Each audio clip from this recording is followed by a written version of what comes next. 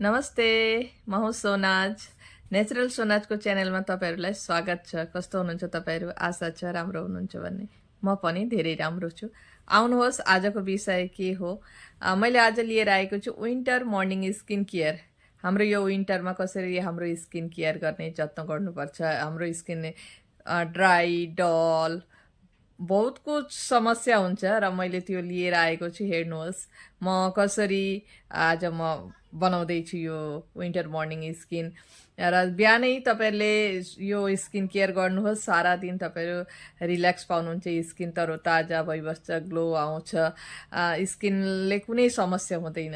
हेर्नुहोस् म के इन्ग्रेडियन्ट्स दिँदैछु त्यो तपाईँहरूलाई म देखाउँदैछु। पहिला मैले एउटा पात्रो लिएँ, क्लिन पात्रो। त्यसमा मैले कफी जो 2 रुपियाँ पर्छ, बेसी पनि लाग्दिन, त्यो कफी पाउडर लिनुहोस्। कफी पाउडरमा हामी के मिसाउने? Aloe vera jail. एलोभेरा जेल जति लाग्छ 1 चम्मच, हाफ चम्मच, त्यही अनुसार मिलाउनुहोस्। रेडी।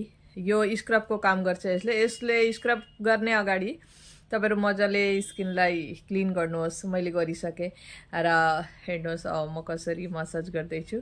यो म 2 मिनट मसाज गरेर यसलाई 2 मिनटको लागि फेरि छोडिदिन्छु र हल्का हातले मसाज गर्नुहोस्। यहाँ हाम्रो जो ब्ल्याक हेड्सहरू हुन्छ यिनीहरू निकाल्न मद्दत गर्छ र जति हल्का हातले गर्न सक्नुहुन्छ त्यति राम्रो स्क्रब हो। र स्क्रब गर्दाखेरि तपाईँहरू ड्राई स्किनमा ज्यादा स्क्रब नगर्नुहोस्, किनकि यो सप्ताहमा 2 दिन गर्नुहोस्। 2 दिनमै तपाईँहरूको काफी भइहाल्छ। अगर ऑयली स्किन छ र तपाईँहरूलाई प्रयोजन छ भने सप्ताहमा 3 दिन यो स्क्रब गर्नुहोस्। स्क्रब गरेर हल्का हातले स्क्रब गर्दै तपाईँहरू 2 मिनटको लागि छोडिदिन सक्नुहुन्छ। यो 2 मिनट भयो, ड्राई भइसक्यो। अब म यसलाई फेरि वास गर्छु। कपडा टावेल सामने राख्नुहोस्। टावेलको मद्दतले म यसलाई क्लिन गर्छु। र यो क्लिन गरिसकेपछि तपाईँहरू फेरि पेक बनाउन सक्नुहुन्छ। पेक बनाएर हेर्नुहोस्, यो क्लिन गरेँ मैले एकछिन अगाडिको स्किन र अहिले स्क्रबको बादको स्किनमा कति फरक तपाईँहरू सँगै रिजल्ट पाउँदै हुनुहुन्छ। यति ग्लो आउँछ नि यो कफीले। तपाईँहरू राति सुत्नेको अगाडि गरेर त्यहाँबाट नि सुत्नुभयो भने बिहान तपाईँहरूलाई यस्तो आराम लाग्छ। हेर्नुहोस्, कफी स्क्रबको बाद मेरो स्किन तपाईँहरूको सामने रिजल्ट। जस्ट कफीको पेक म मुस्दैछु र तपाईँहरूको सामनेको यो रिजल्ट हेर्नुहोस्। ग्लो ल्याउँछ, मोइस्चर बढाउँछ यसमा। अब थर्ड स्टेप हो। त्यसपछि हामीहरू धेरै टाइपले यो कफीलाई हाम्रो स्किनमा युज गर्न सक्छौँ। अब म बनाउँदैछु पेक। र यो पेक कसरी बनाउने? बेसन लिएँ मैले, हनी लिएँ, त्यसपछि टमाटर जुस र यसलाई मजाले मिक्स गर्नुहोस्। मजाले मिक्स गर्नुहोस् दादा। यो बेसन हो, बेसनमा दाना नरहोस्। र मजाले मिक्स गरेपछि एप्लाई गर्नुहोस् आफ्नो फेसमा। यो फेस पेक को काम गर्छ।